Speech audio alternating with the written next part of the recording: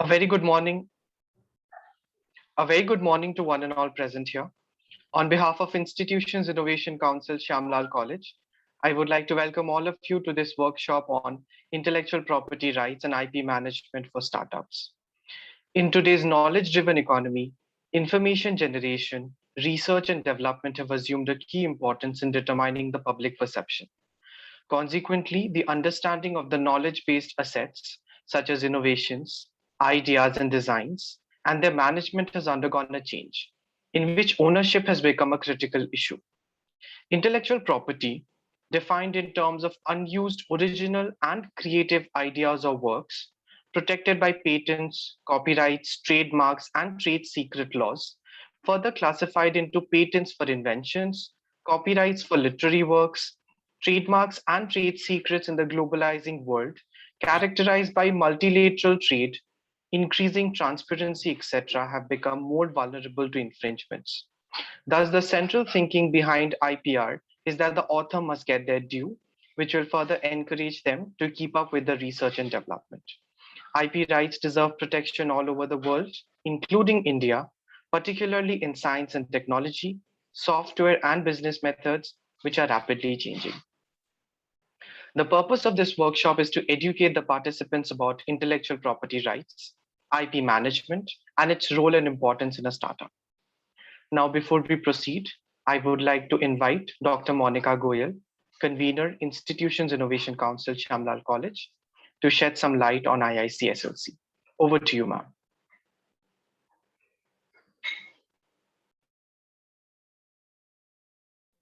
Ma'am, you are on mute.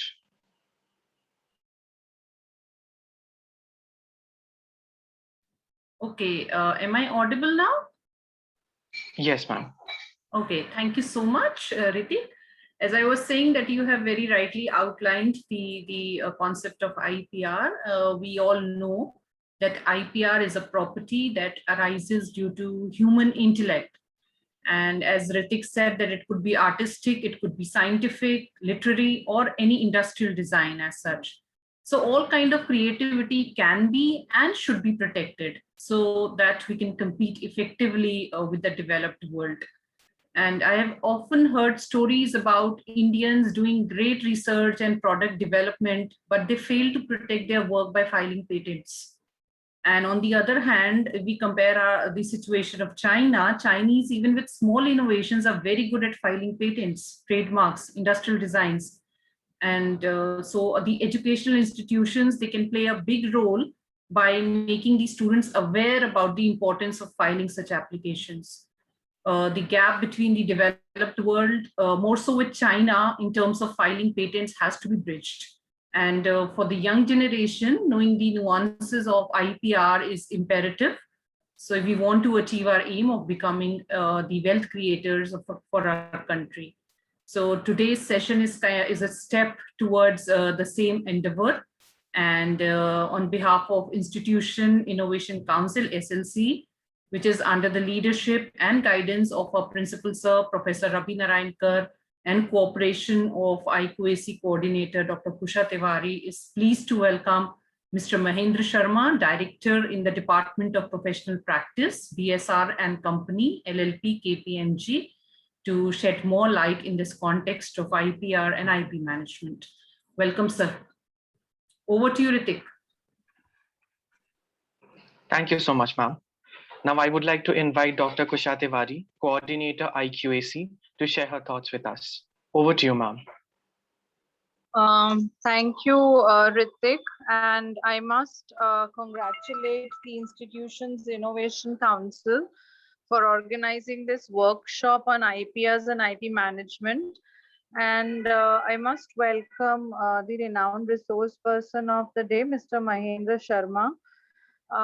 As Dr. Monica has already said that, it's very important for the young people to know about, the rules and the process of filing applications for patents and for, claiming their innovations that young people do. Of course, innovations are important, but equally important is getting the world to acknowledge it, the scientific world to acknowledge it. So it's very important that our students who are now getting introduced to how they can imbibe the innovative spirit itself while they are pursuing their education, they must also know about the entire process involved in getting rewarded for that innovation or getting acknowledgement for that innovation through IPRs. So this is a very pertinent topic, very, very important topic in present times with, our government launching a lot of initiatives for the benefit of young citizens, young people. So in order to avail those benefits, those schemes, I think this is also a process that they must be familiarized with. So congratulations to all the student members of Institutions Innovation Council, the teacher faculty members associated with the council who are organizing such, such programs that are very contemporary and have contemporary relevance as well. I must also thank our principal sir for,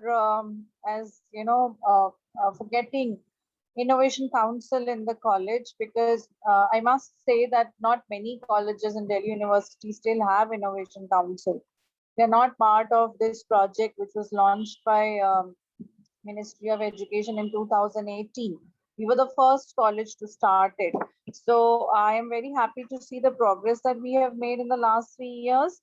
And I'm very hopeful that we, through Innovation Council, we will bring out some path-breaking innovations from our college and institution.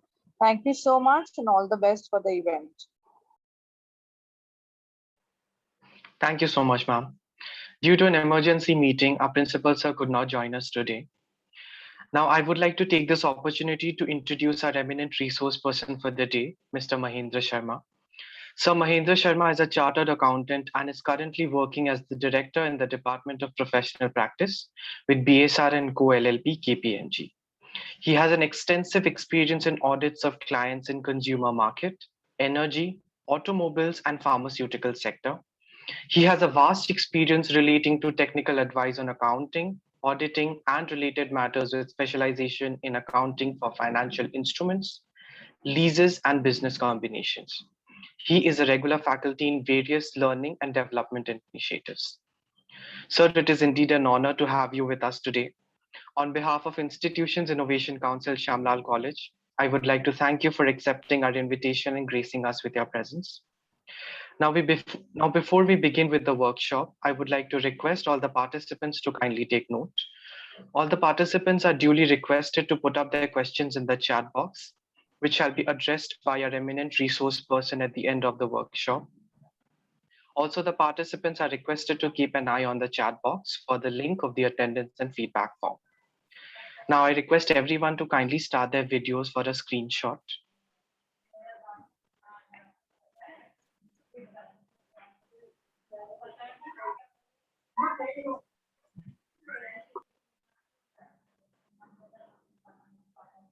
Hardik, kindly let me know once done.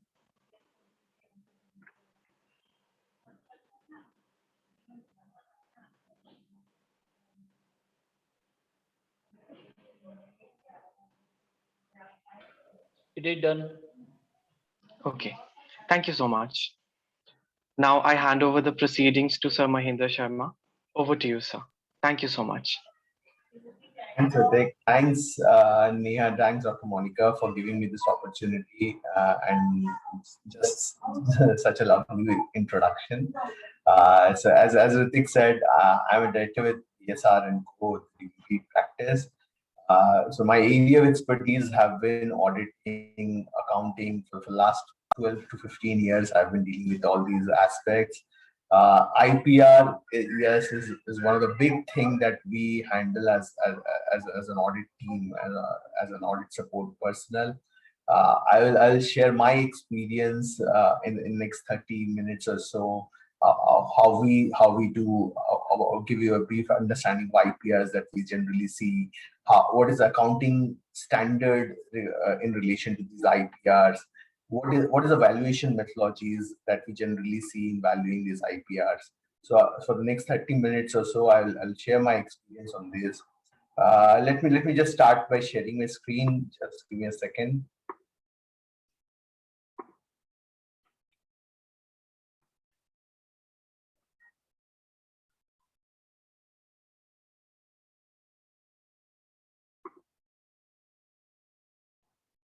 Is my screen visible? Yes. Yes, sir, it's here. Yeah. So as I said, for the next 30 minutes, I'll take you through the intellectual property rights, a brief introduction about it. As Ritik and others have already shared, this is a very important aspect. I'll brief you about the regulatory environment around the intellectual property rights in India. I'll also talk about the accounting for the intellectual property rights, a very relevant standard, and a lot of things happening in this as well. Then I'll also talk about valuation of intellectual property rights. Again, this is very relevant given a lot of acquisitions happening over the last few years. I'll briefly summarize the valuation aspects as well. So let me just start with the intellectual property right and what exactly is intellectual property and intellectual property rights.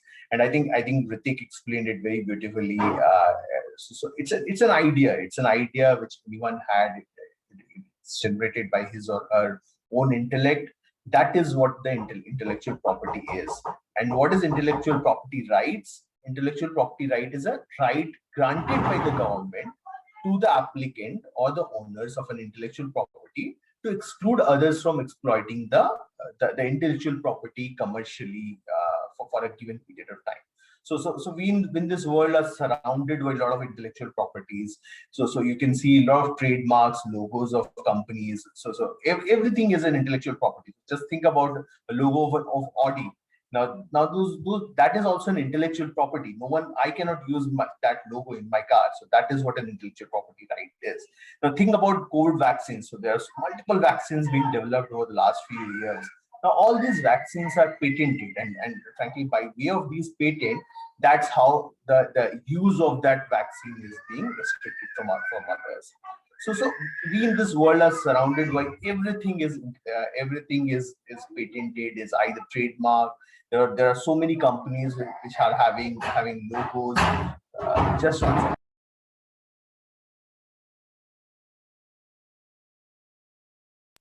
Sorry, there's some disturbance. So I'm saying, so we in this world are surrounded by intellectual property rights. I just going to the kind of next slide, I'll tell you what are the general intellectual property rights that we see. As I said, patents, copyrights, geographical indications, industrial design, trademarks, all these are an example of IPR. And these are not the limited, this is not an exhaustive list. Yes, there could be anything else which can be an IPR. And I think we all know about what exactly is patents. We have seen in this COVID times, we have seen how many patents being filed for the vaccines. Copyrights, again, very common example. There are a lot of artistic works, books, everything is copyrighted. So that is also very common. Geographical indications. So not a lot of us know that even that is at times an IPR. So just think about it, having an Assam tea or a Darjeeling tea, or having a particular item from a particular region. So even those can be patented, not by an individual, but yes, by a group of people or an association. Those can be patented, and yes, that will prohibit others from exploiting that particular geographical indication. Industrial design, you can think about anything. You can think about even let's say a bottle of Pepsi. That can even be an industrial design that can be IPR protected. Trademarks, again, as I said, we are surrounded by trademarks. Just think about any company. Every company will have a particular trademark. And I'll take a very common example. I know most of us must be from Delhi. I don't know, 2 to 3 years before, I frankly have dealt with a very splendid example of an IPR. So I don't know how many of us have had a coffee with Sardarji Bucks. That's a very common company in a coffee in Delhi. So in 3 years ago, if you see the Sardarji Bucks company, the logo, the name would resemble exactly a Starbucks, and it was Sardar Baksh. The logo was resemble exactly like Starbucks, and frankly, that was a significant hue and cry kind of was created because of that. Ultimately, a company like a Starbucks had to file a case against that company, Sardar Baksh, and then ultimately they had to rename their trademark, they had to rename their brand name. So just think about it. If you are not if you have not protected your IPR, Starbucks had already protected their trademark, Starbucks had already protected their brand name. So it was possible for it to prohibit a company like Sardarji Bucks from using the logo and the brand name. So it's very important in this relevant in this world, and specifically for startups. So just think about it. There are so many startups which are going on. Zomato is a very recent example of a startup. Just think about it. It started with a small 2 people from IIT Delhi taking an idea of a menu card being flashed on an app. So and then becoming a giant like a Zomato, which has recently got listed, and it's trading. It's on the day one there was a return of 50%. So just think about it. These people, these startups will have so many ideas. They will have so many trademarks. So just think about Zomato. If Zomato is not kind of has already trademarked its brand name, it has already trademarked its domain name. If it was not, there are a lot of other companies which could have easily utilized its idea or utilized its brand. So that's where IP management becomes very relevant. For startups, it becomes all the more relevant because just think about it. Startups doesn't have any big revenues. They don't have giant size assembled workforce or a giant intangible assets. What they have is only an idea or an intangible asset or an intellectual property right, which derives its valuation. So an investor would obviously come in a startup and would kind of like to invest in those startups only if those IPRs are protected. And how do we protect it? Yes, the protection is in the form of patents, it is in the form of copyrights, geographical indications being registered. So there are very old laws in India, and I'll just kind of go through in the next slide. There are many, all these IPRs, there are old laws in India. As someone said, yes, in India, you might have very good ideas. People have a lot of ideas, a lot of innovations, but at times we fail to kind of patent it, and at times we kind of fail to protect that idea. And that's where these legislative structure come into place. The Patents Act 1970, the Trademarks Act 1999, the Indian Copyrights Act 1957. All these will protect somewhere down the line your IPRs. So very important, very relevant. I'm not going into the process of filing patents, what process of filing trademarks. All these acts have the process in very detailed manner covered within it. But yes, I just wanted to highlight that yes, these are acts. There are relevant regulatory structure in place in India as well, which can be utilized for protecting your IP, for protecting your having an IPR with you. So this was on a broad overview of the IPRs. I'll now cover about the accounting for intellectual property rights. I don't know how many of you are aware, but in India, so there is an international benchmark standard which are referred to as IFRS or an IS. In India, we have for a specified scale of companies, which are large companies, these IFRSs have been also adopted by India, and those are referred to as Ind ASs, which are largely aligned with the international standards. So India is kind of now comparable. The accounting standards of India are now comparable with any large, let's say, large company which is following IFRS. So accounting for intellectual property rights, I will not say intellectual property rights, but yes, accounting for all intangible assets is covered by IS 38, which is the international standard. Or if you use the Indian standard name, it is India's 38. Sorry. So this is the standard which will provide the entire overview of how do you account for every intangible asset.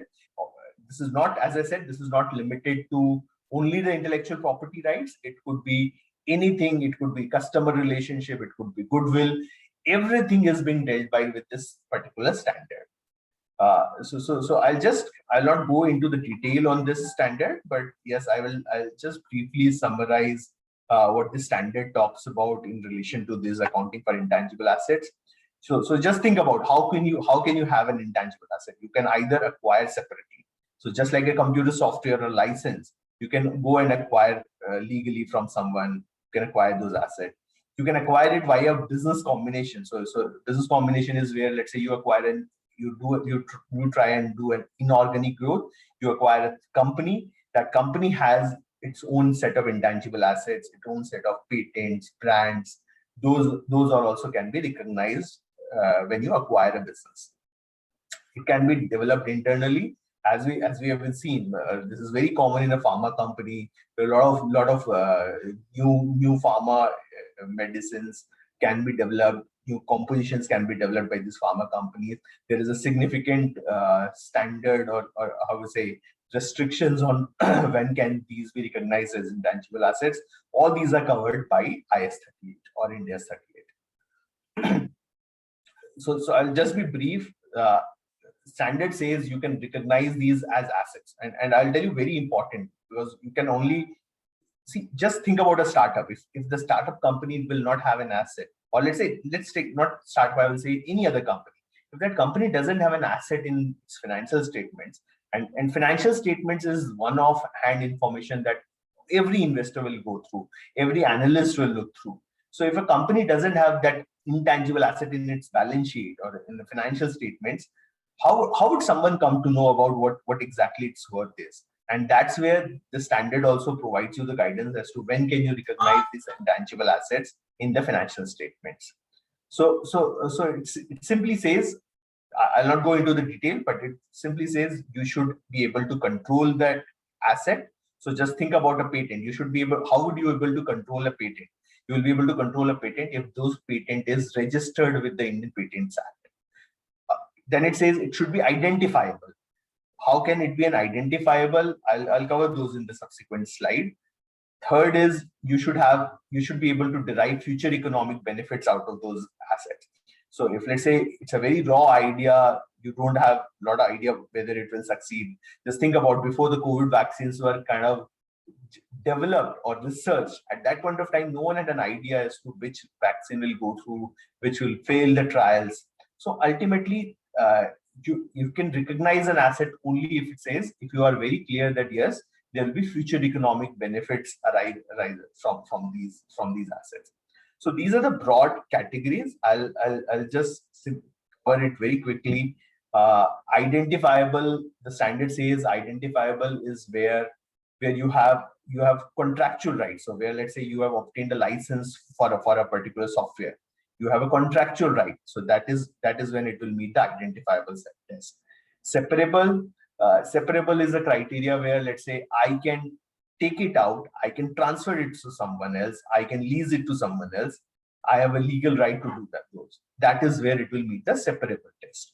If any of these two tests are met, we can recognize an intangible asset in the financial statements. Again, what is control is, as we said, we have been discussing this control aspect of like that. Control is where you can stop or prohibit others from using this particular intangible asset, and you have a power to obtain, you as a company have a power to obtain future economic benefits.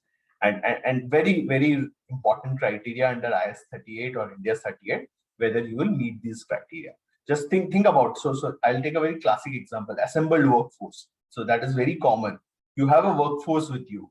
Now those are all are old employees with you with significant know-how. No, but do you control that know-how? These employees can leave at any point of time. That's where you fail the control test, and you cannot recognize that know-how in your financial statement. So what is important is, if, let's say, you have a patent, if you have an idea, if you cannot control that idea, you cannot recognize that as an asset. So that's where all those IPRs come into picture, all those legal structures come into picture. You should have a right to control those, control the future economic benefit coming out of those assets. Recognition, you can recognize it, as I said, where you are probable that the future economic benefits is derived. Cost can be reliably measurable. This is generally if you say when you acquire businesses, when you acquire assets from third parties, this is given that these conditions will be met. So as of now, whatever we have said is when can you recognize an asset? Now the question is, how do you recognize an asset? So asset is recognized at cost. So whatever you have paid, whatever is the fair value of that asset on day one when you acquired it, that's the cost at which you will recognize the intangible asset. Subsequently, what will you do? You will kind of amortize it over the period, and that's so amortize it over the period means, if, let's say you have paid 100 rupees, you feel the life is 5 to 5 years, you will expense 50 rupees every year. So your value of asset in the financials gradually reduces from 100 to 80 to 60, and then at the end of 5 years, it will become 0. So that, a very simple standard in this aspect.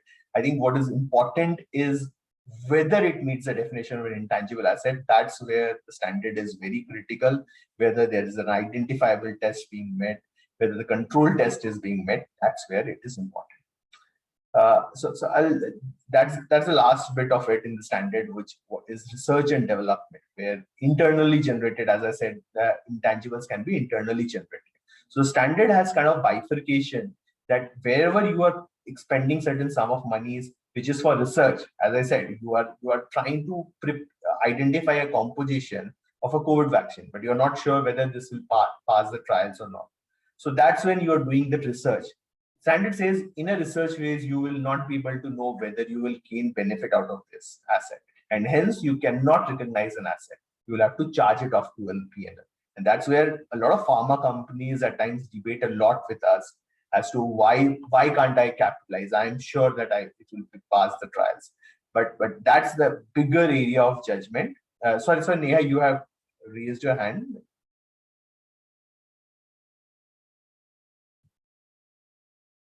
Okay, no.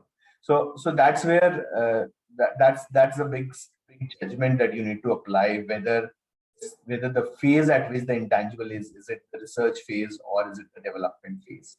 So in the development phase, you can recognize the asset if particular criteria are met.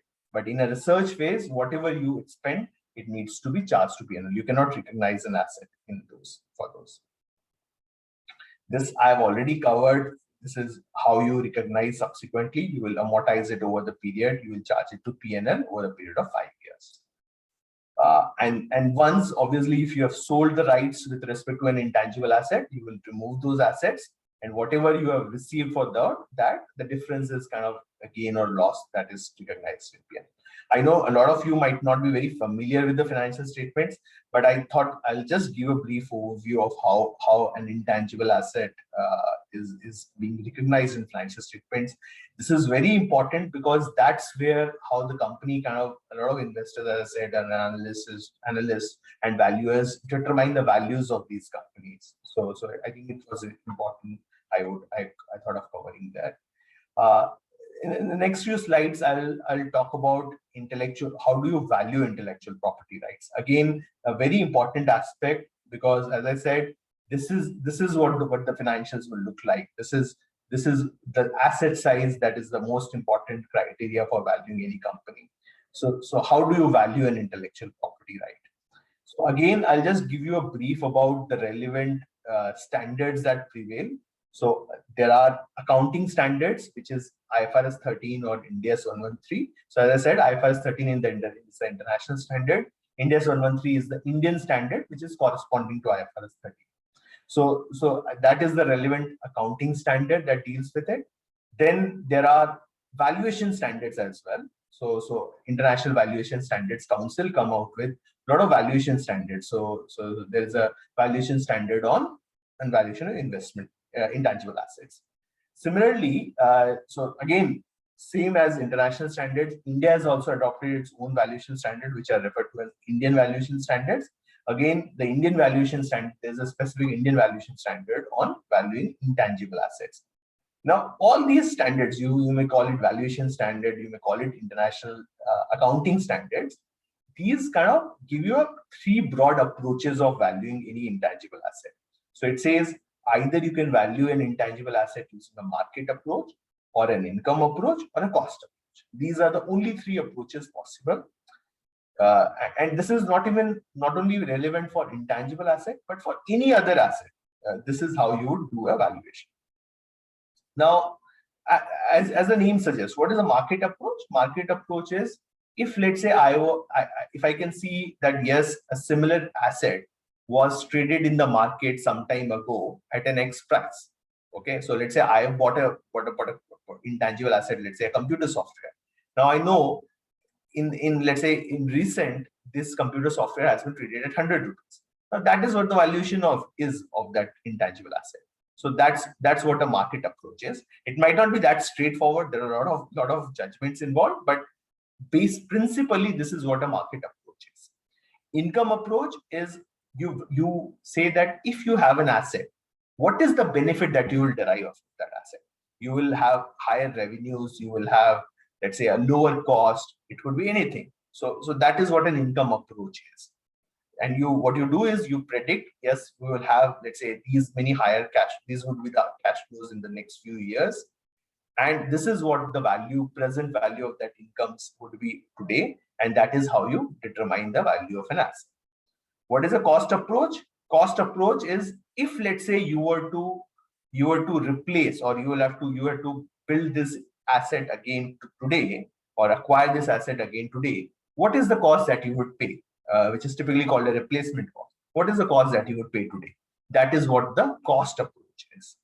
Now, it may seem, all these three approaches may seem very simple, but yes, there are a lot of complexities involved in each of these. So I'm not going to go into the detail of each of these three approaches, but what happens is, as a valuer, if let's say if a company comes to me and asks me how do I value the intangible asset, the first question that I'll ask is, which approach is appropriate for valuing that intangible asset? The standard it's a judgment-based standard. It says you will have to determine which is appropriate for a given circumstance or for a given case, whether a market approach is appropriate, an income approach is appropriate, or a cost approach is more appropriate. Or you can also have a mix of two. So let's say I want to value it based on market and income approach both. So I will determine valuation based on both the approaches, and my final answer would be in between that range. So these approaches are prescribed. There are different guidance in each of these approaches, and then the answer will be depending upon which you believe is more appropriate in the given case. There are multiple. So if you think about an IPR or an intangible asset, generally what will happen is, if IPR is not a standard asset. So if you take an example of an aircraft is a standard asset. Or let's say you can take any other PP&E, that is a standard asset, property, plant, and equipment. That is a standard asset. But an intangible is a very customized kind of an asset. So you will generally see that the market approach cannot be applied, because there will not be a similar trading in the recent for a similar or an identical asset. Okay. If you see cost approach, the standard itself says that cost approach should be a residual approach. You would generally not go for the cost approach. So what you're left with is an income approach. So generally all the intellectual property rights, all the intangibles are valued using the income approach. Now, what is an income approach and what are the general? There are multiple methods of income approach, and I'll try and cover one or two examples in the next two slides as to what are the income approaches. So sorry. So the income approach, the approaches could be, one is a typical, as I said, what is my future cash flows? I'll determine, because of these assets, this is my future cash flows that I'll get. I will say this is my present value of those cash flows, and that will give me a value of the asset. Okay. The others could be typically called a relief from royalty method. I'll cover that, and that is very common, very common approach followed for valuing these assets is relief from royalty method. Then there is a multi-period excess earning method. Okay, again, that is very common method. These two are, I would say, are the most common methods: relief from royalty method and a multi-period excess earnings method. Then kind of similar approaches are with or without a method. I'll not go in detail, but yes, I'll just briefly explain you what exactly that approach is. Then there is another method called a greenfield approach. I'll just cover that as well. So I'll try and cover 2-3 examples in this, and because that is the most commonly used valuation approach for intellectual property rights. So, yeah. So as I said, the most commonly used methods are relief from royalty method and the multi-period excess earning method. Now, this is a very simplified example. The valuations are normally not such simple, but this is a very simplified approach as to how do you apply a relief from royalty method. So just think about it. If let's say you have a brand or you have a trademark, what is this method says, what is that you are saving? If let's say you didn't have that brand and you were to, let's say, license it from third party, you would have been required to pay royalties. Okay. So a common or a know-how, if you had to take a know-how from somewhere else, you would have been required to pay royalty. Royalty is like a rate that you will pay on the revenues that you earn by way of those brands or trademarks or licenses. So the methods approach says that if you didn't have this asset, what is the royalty that you would have been required to pay to a third party who was owning this asset. So it says you project the revenues, to put out the royalty rates. And how do you determine these royalty rates? Is there are a lot of benchmarks or a lot of databases which are available where you will see that for a particular brand, what is the common royalty rate. So out of those ranges, you see which is the brand which is more similar to this, which I am valuing. And then accordingly, you determine the market royalty rate. So you determine that you will earn based on this brand, you would earn, let's say, this is the revenues, 1,000, 1,500, 1,300, 900, and 600 over the next 5 years. This is the revenue that you will earn from the brand. Now, if you didn't have this brand or a asset owned by you, you would have been required to pay a royalty of, let's say, 5%. Now, this is the royalty that you are saving because you have already acquired the intangible asset. So 1,000 ka 5% is 50, 1,500 5% is 75. So this is the royalty that you are saving because of owning this asset. Then you say, what is the taxes? Because you are saving the royalty, you are losing out on taxes. So these expenditures are generally tax deductible. So after tax royalty savings, this is the amount of after tax royalty savings. So for the next 5 years, because of owning the brand, this is what the cash flows that you are saving. Now, what you will simply do is you will discount these cash flows and determine the present values. Okay. So at the end of 1 year, you benefit 35 rupees. So today, the value of that 35 rupees is 32 rupees. At the end of the second year, you save 53 rupees. The value of that saving today is 43 rupees. And hence, the value of the asset is the sum total of these 5 years, which is 144. That is how you value a brand or, let's say, any other intangible asset based on relief from royalty method. In an excess earnings method, this is slightly more complicated, but how do you do an excess earnings method? In an excess earnings method, you say that you have an intangible asset, you have other tangible assets and other assets that will help you in earning revenues. So it says you first identify that revenue, allocate whatever the cost that you will have over those periods, identify net earnings, and then identify what is the earning that you would have expected from other assets. So if, let's say, you have one intangible asset and let's say two tangible assets, it says what is the earning that you will expect from the two tangible assets. Deduct those earnings, expected earnings, which is called contributor asset charge. Deduct those earnings from the earning that you are having in total from the three assets taken together. The net amount is the earning that you will get from the identifiable intangible asset that you are trying to value.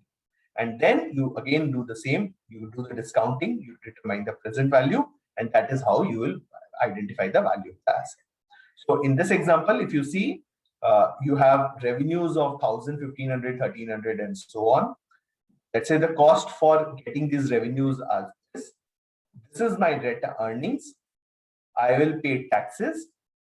This is what the other assets ka revenue is. What is the amount that I'm expected to earn from the other assets? This is generally determined based on what your cost is and what is the return on investment on such assets, the market return on investment on such assets. Now I determine the net amount, which is the earnings that I have got from this intangible asset. And then I do the present value and I determine the value of the net asset. So these are the, I don't know if this was very clear or not. Yes, it's very difficult at times to explain it on a PPT or a piece of paper. And then the other methods, as I said, are very similar. So if you take greenfield approach, till this point of time, this contributor, except for this contributor asset charge, is exactly the same. In the greenfield approach, you will not deduct the contributor asset charge. You will value the asset excluding this charge. So you will obviously, if you are not deducting this contributor asset charge, the value that you will arrive is higher. From that value, you will deduct the cost of the other assets, and then you determine the value of the intangible asset. So this is how you value an intangible asset. Generally value an intangible asset using an income approach. I think this is what I've intended to share with you all. I'm happy to take any questions.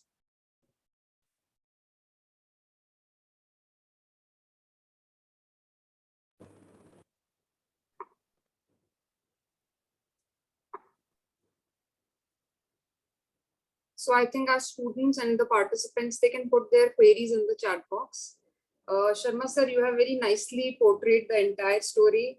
And actually, whenever we are in a phase to recognize these intangibles, there is we have to come across several variables. We know there are several self-generated intangibles, but we miss to tap them. And I myself, my PhD is majorly dealing with the intangibles, their valuations.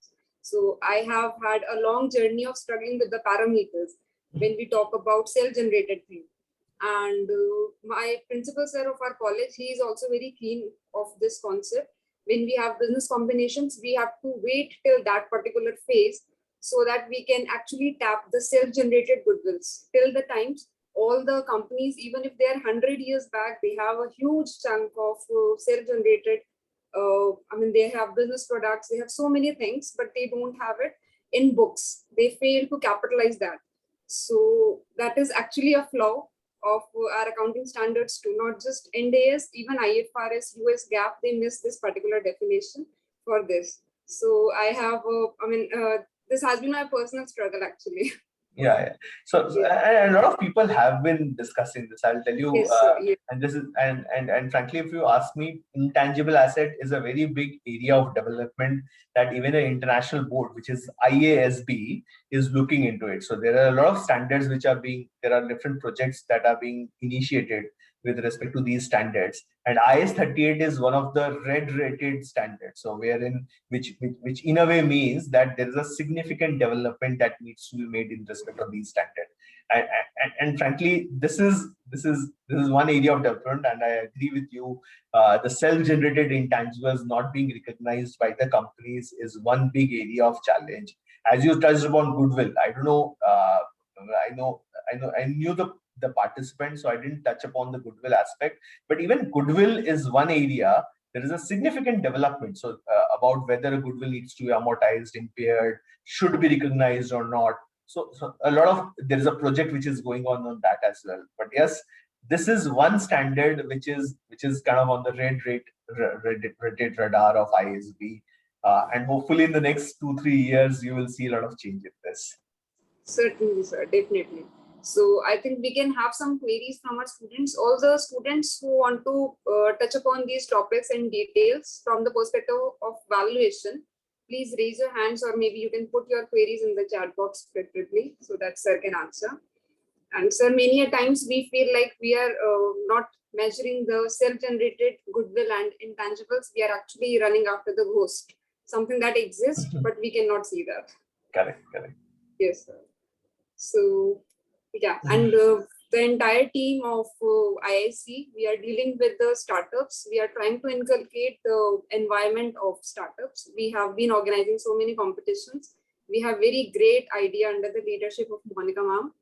So many students are struggling with the intellectual properties and their ideas. But yes, valuation is again, this is a challenge that many of them come across.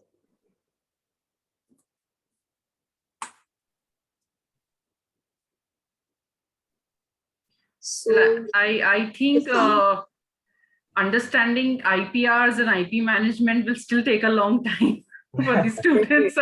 Yeah, it's an area which is really, I mean, students are really good with the ideas, but I think understanding how to protect their ideas with IPRs, this is one area where we really need to work hard for our students.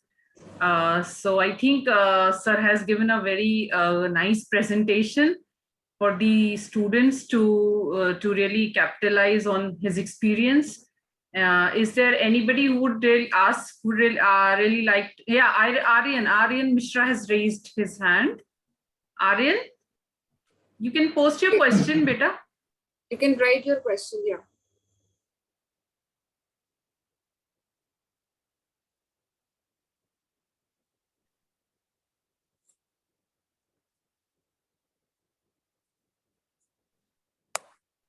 Maybe Aryan can be given the permission to speak.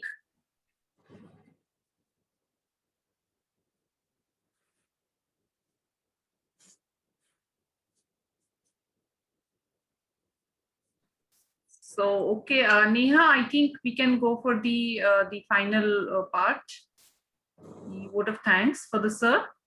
Yes, ma'am. Yes, ma'am.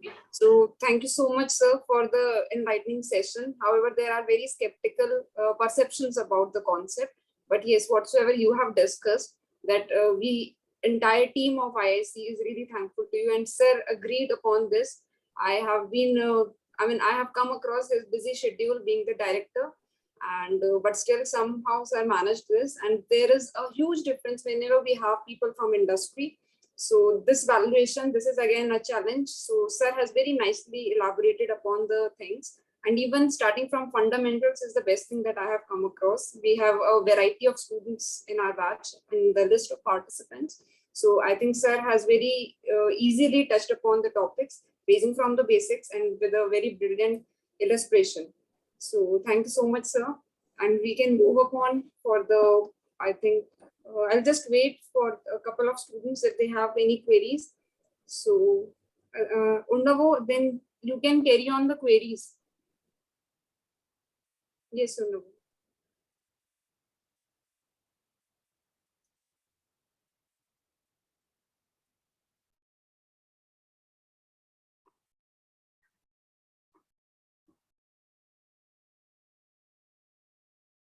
I don't know. Is there, sorry, is there any query? I can't see it, sir. How do you value an upcoming technology, let's say a blockchain? So again, see, blockchain. So I don't know if you are asking from a blockchain technology perspective or from, or let's say, I don't know, investments in blockchain or Bitcoins kind of a thing. Aryan, what's your question? Can you clarify? I'll generally touch upon any upcoming technology. See, I'll tell you valuation. If you so as I said, valuation under for a technology is generally income based. Now, if you say a technology is very upcoming, I'm not going to blockchain because I personally don't have a lot of experience on blockchain. But yes, if a technology is very upcoming, generally it will even fail the income test. And because you don't know how this technology will work through, and at times what will happen is will fail to recognize an asset for this. Sorry, Neha, you're saying something?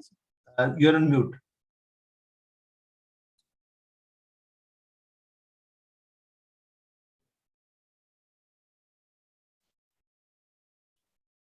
Neha, you're mute. Please unmute. Neha? She's saying something, but Yeah, exactly. she's on mute. Yeah. Yeah, Yes, yeah. ma'am. Yes, ma'am. So I think we can go for the formal vote of thanks for the sir now. okay, ma'am. Okay. Okay. So Urnavo, maybe you can unmute yourself. I hope you are in the, yes, you are there. Yes, Urnavo, over to you.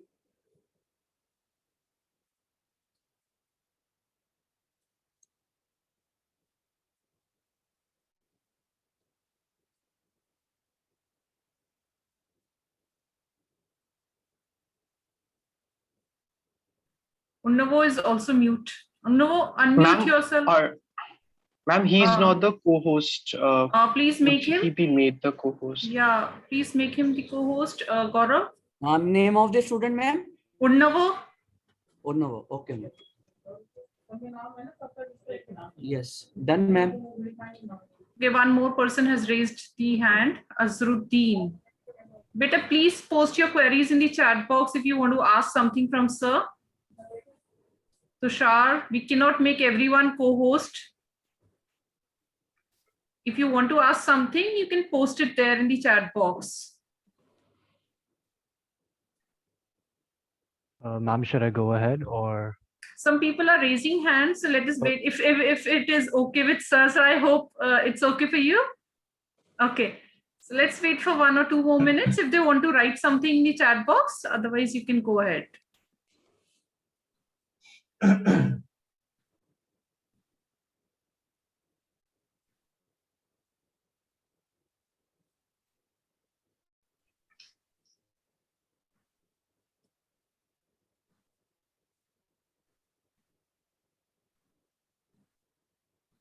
I think you can go ahead, Unnavu.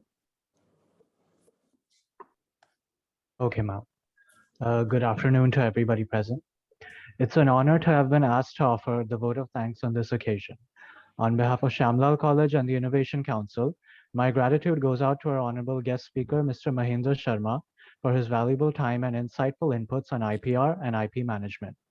I would also like to thank sir for answering the audience questions with so much patience and care. I take this opportunity to thank our teachers, students, and technical staff who were involved in the smooth conduct of this event. We are grateful to the Ministry of Education for providing the support to establish the Institution Innovation Council at the college level. It would not have been possible to make this workshop happen without the guidance and constant support of our principal, Professor Rabi Narayankar. I would like to extend our sincere gratitude to him. Also, a special thanks to Balram sir, Monica ma'am, and our IQAC coordinator, Dr. Kusha Tiwari, who helped us in coordinating the event seamlessly. Lastly, thank you everyone for being a great audience today. Thank you, sir. Thank you so much for taking time out for our students. Thank you. Thank you. Thanks. Really, Bye. really great having you. Thank you. Thank you. Bye. Thank you. Bye. Okay, so we can end the meeting. Ma'am, end the meeting? हाँ, I hope attendance और feedback form fill हो गया सबका? हाँ, end कर दो गौरव. Okay, ma'am. Thank you, ma'am. Okay.